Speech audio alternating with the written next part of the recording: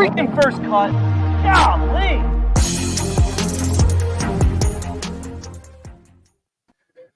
What is going on, gang? Welcome to the First Cut podcast. I got a smiling Greg DuCharme on the line, giggling his little butt away in nice, warm New York.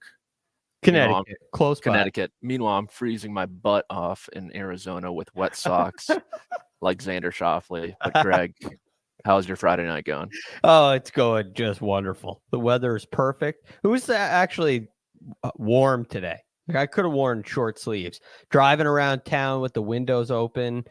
So I'm not kidding you. It was absolutely gorgeous today. All I wanted to do was play golf.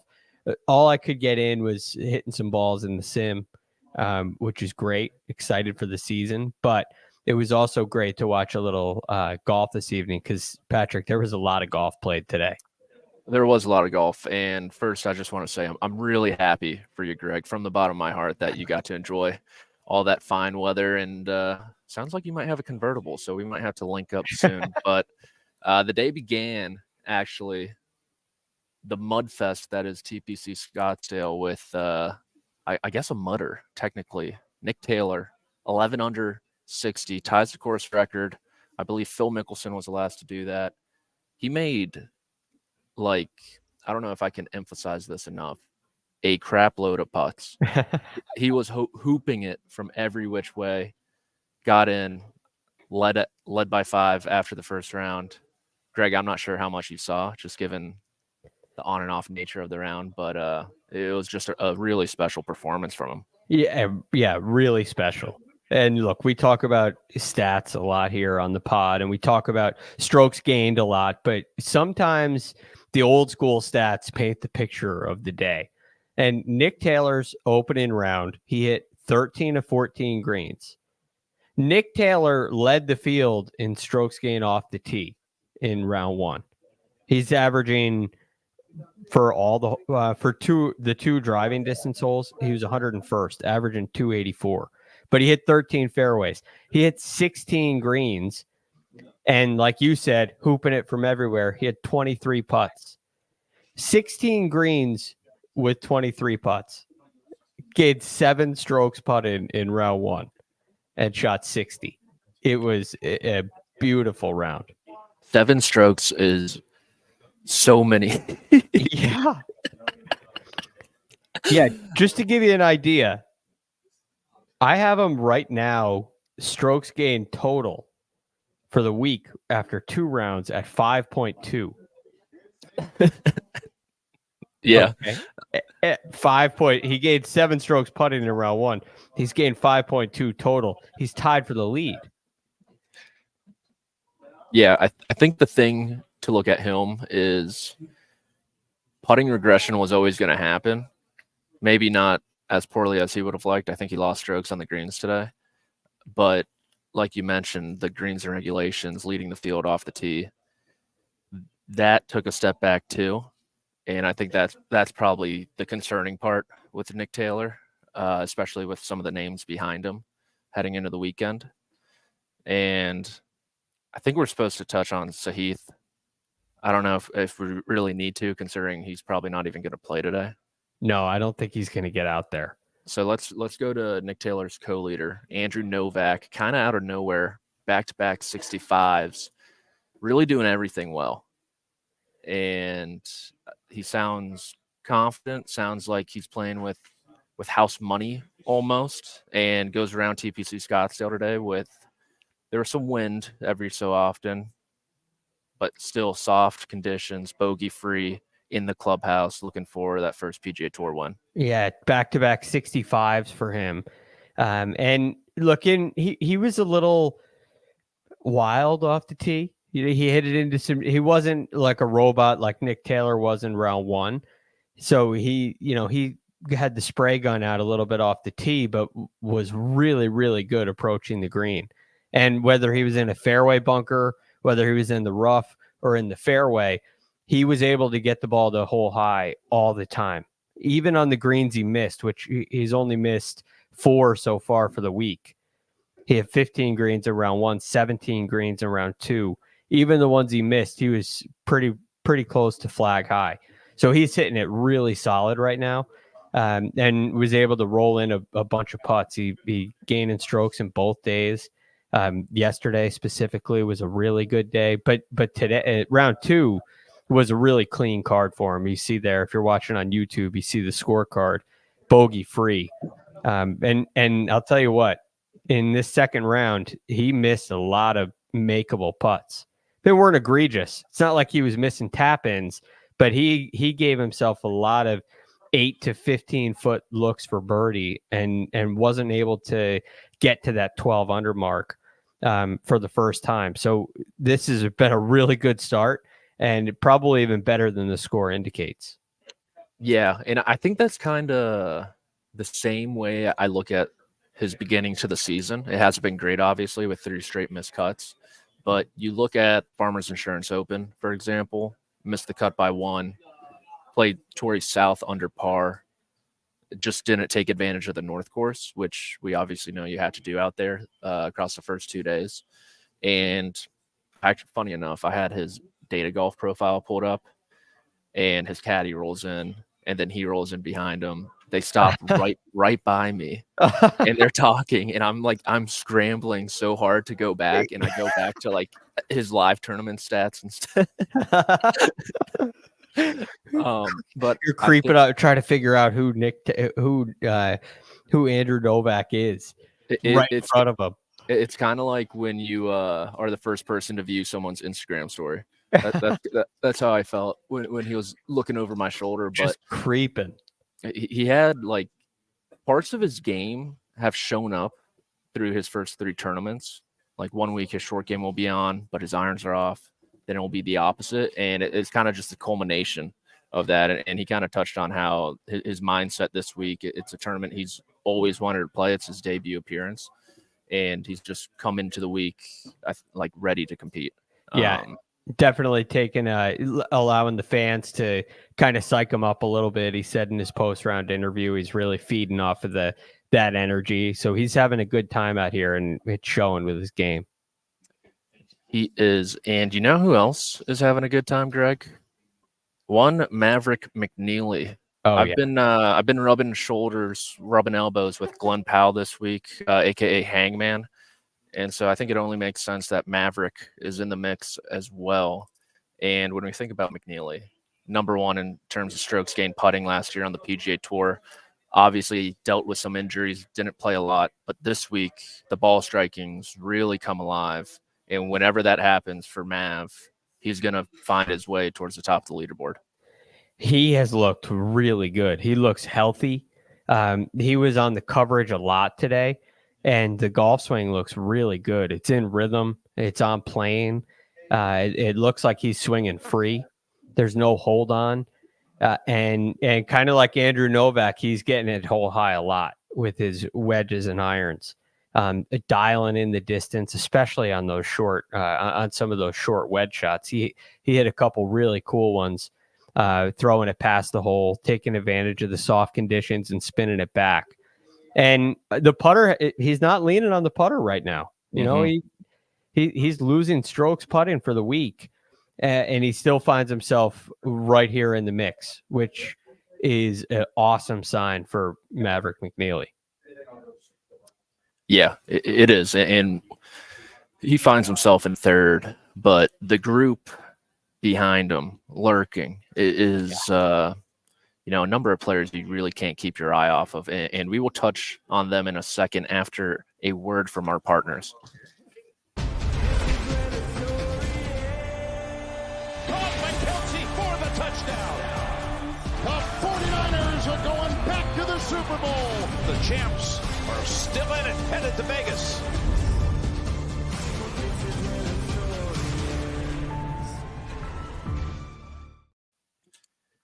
We are back. The bag room is about to be popping. Everyone's coming in, as you can see behind me. Golf is over for the day. Yeah, golf is officially done for the day. Let's talk. Who do you want to start with? Which of the 3 at 8 under? All right. So at 8 under, we have Scheffler, Thomas, Cam Young. Ryan Cam. Fox is also at 8 under. And Doug Gim has gotten to 9 under. but he's still on the golf course. But I'd like to start with, I know you spent a little time watching Scottie today. I think world number one's the place to start. Yeah, I agree. And it was a true I followed him a few times in my young career. But today, early on, resuming that first round, he was fighting his swing on the back nine at TPC Scottsdale. He didn't take advantage of the par 5. He didn't get up and down. He missed it left on the par 3 12th as well. Went bogey, then par. Missed left off the tee on 14. Hit a nice shot to 25 feet. Rolled it in. And you could almost see like a sigh of relief come off his shoulders. And from that point on, he has really turned into Scottie Scheffler. Yeah. Right? He's been bogey-free since. He's just plodding his way around the golf course. He's doing nothing fancy. Watching that back nine, I'm like, dude, this guy is like, what, even par? And then he turns in a round of 3 under 68, carries the momentum over. And I think one thing for him is he hasn't really taken advantage of some of the easier holes. He hit it in the water. He missed it left again on 17, got up and down for par, made a nice putt there. He didn't birdie the par 5 on the back in round 1 either. So I think there's a lot of room for improvement for Scottie Scheffler, which is very scary to say for everyone else. And we know, obviously, he loves this place. Yeah. So this is kind of interesting because you look at yesterday, round 1, he 3-putts the first green, drops a bomb on 2 to kind of right the ship. But early in today's round, it was another slow start, as you said. But yesterday, the rest of that front 9, he was hitting it inside 15 feet like every hole and missing a lot of those opportunities, which is frustrating. And then in today's round, it was like he didn't miss a shot on his back 9. I mean, he was shaping it both ways with his irons. The driver was starting left and cutting. It sounded, you could hear it on TV. I mean, I can't imagine what it was like to watch him in person, how flush it must have sounded, because everything was coming off right on his line and peeling towards the hole. And it's just so cool to watch somebody. I mean, we're running out of things to say, but he picks the right targets and he hits them. And I mean, it's got to be like playing video game golf. It's just incredible. Yeah, as someone who likes to think he's a decent golfer, watching Scottie Scheffler play kind of emasculates me. To tell you the truth, it's just a stripe show. He doesn't really miss anything, and I think what you said was pretty interesting, where he hits the correct shot, and the final stretch of this golf course, you have to choose between hitting the golf shot that you should hit versus hitting the golf shot you can hit. And we see that with Justin Thomas a lot, where, I mean, he's a 5-tool player, right? He's got every shot in the bag, but it's kind of a give and take where it bites him in the butt sometimes. Yeah. And I think Scottie's just been so good at taking his medicine and hitting the correct shot, even when you might want to push the envelope a little bit, like, I don't know, like at the beginning of his round today when he wasn't really feeling it. So it'll be interesting going for the 3-peat. Loves these greens, seems comfortable, hasn't really had the A game yet, hasn't really had the great round yet, even though he was fantastic in round 2. And I mean, I would be on high alert. But I will say one thing. In the first 2 signature events, he led at the halfway point and kind of fell off on Saturday.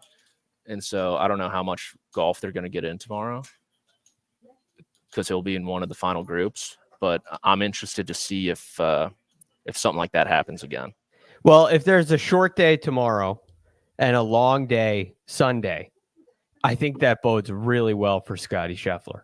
You look at the short day yesterday, and he's 1 under. Makes an early bogey in today during the long day, and then plays 8 under bogey free after that. So like, I'd like a long day for Scottie Scheffler. the more holes he can play in a day, the better. The more likely it is that the circles start piling up. So it's just been great to watch. And this afternoon, especially, Scottie Scheffler was Scottie Scheffler, the one that's world number one. It was vintage Scottie. Yeah, it really was. And a couple groups removed from him. Let's go with young Cam. Let's go with young Cam first. Okay. Your favorite rapper? Yeah. Number one on the Spotify charts, young Cam. Just a kid from the Bronx. I go out to his group. I'm like sprinting down there. I'm talking to a friend. I'm like, all right, what's going on? I think I was number 12. I'm on 12T watching them on. No, I'm on 13T watching them on 12. They're like, oh, Cam Young's just blowing up. I didn't see the bogey. Apparently, it was on the par 3 12th, and he made one before that as well. But it must have been me because he was kind of all over the place, but he was scoring very well. And I think it's because his short game kind of showed up finally.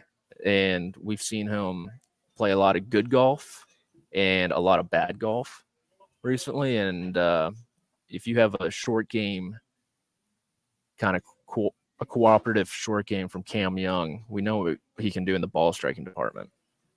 So Cam Young, the bogey you reference on 12, but right on 11, he 3-putted from like 18 feet.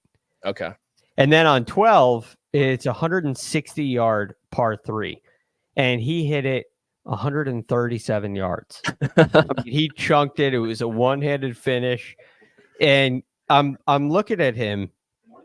He's at, I guess he was at 2 under for the tournament. No, he's at 3 under for the tournament.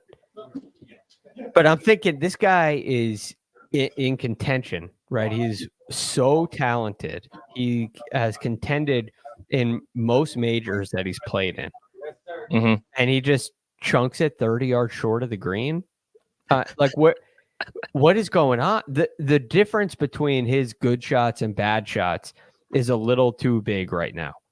But yeah. I think a lot of that is what you referenced, like the bad golf that we've seen is in there a little bit, but it feels like it's getting scraped away.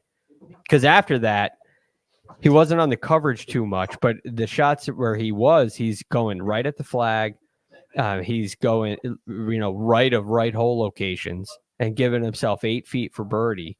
And all of a sudden he finishes the day 8 under and he's right there in the mix. It's like, how can you be 8 under through 2 rounds when there's a chunk 9-iron in your game?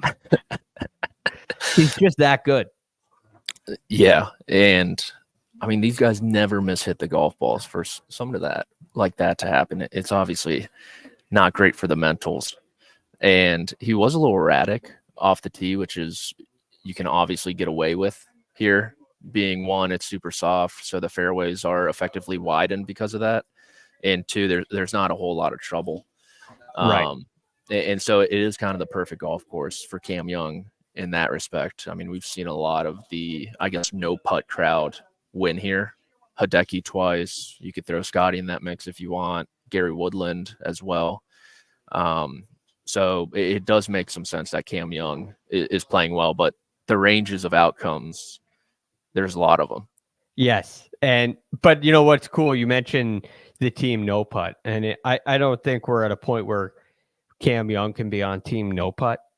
He had a really good putting year his rookie year. I would have considered him a very good putter. He lost that last year, but the results also mirrored that.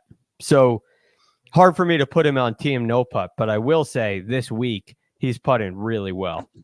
Both rounds he putted really nicely. 28 putts in round 1, 25 putts today. Gained over 2 strokes today, and he finds himself 8th right now for the week in strokes gained putting. So really good stuff out of Cam Young. All right, let's wrap this bad boy up. I'm getting heckled on the other line right now. We got to talk about JT. 8 under as well in that crew with Cam Young and Scottie Scheffler, and of that crew, he was with Adam Scott as well. I mean, you want to talk about easy? It seemed like. he had a few cases of the lefts, a snap hook on 13, not taking advantage of that par 5, but everything else, I mean, the iron play was terrific.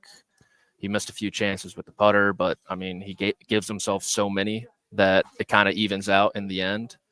And we talk about Scheffler's love affair with this place. JT's been phenomenal around here throughout his career. And you think about his personality, it kind of seems like he's going to win this tournament at some point. And it looks like it could be this weekend. He's meant for it. And he's just positioning himself. And, you know, one thing that I really admire about JT is now that JT's back, you're seeing this is an event that he knows he can play well on. And there's a lot of excitement for him coming in here. And he's able to come in and play patient and put together, knowing this is a 4-round event. And I got to position myself to be there near the end. And there's a period of time today where, I mean, he's back at 3 under par. He shot 2 under in round 1, and the lead's at 11. You know, you're falling behind, but he did stay patient. And I didn't think there were too many of these crazy hero shots that he played today. He seemed to play a lot of smarter shots, and it was kind of a simple approach. And he left himself a lot of birdie looks, made more of them today than he did in round 1. And it's really paying off. He's got himself right in position, and this should be a fun weekend with Scottie and JT sitting near the top of this leaderboard. Yeah, I think that's kind of what everyone thought coming into the weekend. Either Scottie or JT is going to win, but you know, the potential fact we could get them paired up together over the weekend, is really awesome. Right. I'll just leave it at that. We gotta. I think we gotta hit the betting odds next. Josh, I'm not sure if you have them with you, but let's see. We got Scheffler 4-1, Nick Taylor 5.5, JT 7, Sahith 7, who hasn't even played a second round yet, at 6 under, Novak 12, Cam Young 14, and McNealy and Gim and Burns at 20. Where are you leaning, Greg? I really like what I'm seeing out of Scheffler and JT, so it makes sense that they are where they are. But I mean, no respect for Nick Taylor. Guy is runner-up last year. He's 4 shots ahead of Scheffler, and Scheffler's favored ahead of him. So that gives you a little bit of an idea. The other guy who I don't see there, who I really like, is Kurt Kitayama. He's at 7 under right now. Quadzilla. Hit 2 balls in the water today at both 15 and 17, and got out of there 1 over between the 2 of them. He's looking really strong right now. So yeah, I like Scheffler. I like Kitayama, and I'm curious about, you know, Sahith Theegala, Jordan Spieth, who's at 3 under. I mean, don't forget they haven't played their second round yet. That's who I was thinking about too. Yeah, 3 under, 9 back. He puts together a round like Scheffler, JT, and he's going to be at that price. So yeah, he goes with a little 5 under round tomorrow morning. He gets the long day tomorrow. It could be a really nice setup for someone like Spieth, and you're probably getting a good number on Sahith right now too. Yeah, I'm going to side with Spieth. Granted, I've been wrong about everything so far this week. So apologies to the golden boy out there. But I think that is all we got. I got to hit the keyboard, unfortunately. I'm not talking about the piano, Greg. Surprising. Yeah, I know. I am a man of many talents, but actually the saxophone was my vice back in the day. Believe it or not. But this was your day 2 recap of the WM Phoenix Open. For Greg DuCharme, you can find him at The Real GFD. I am Patrick McDonald. We will talk to you guys tomorrow.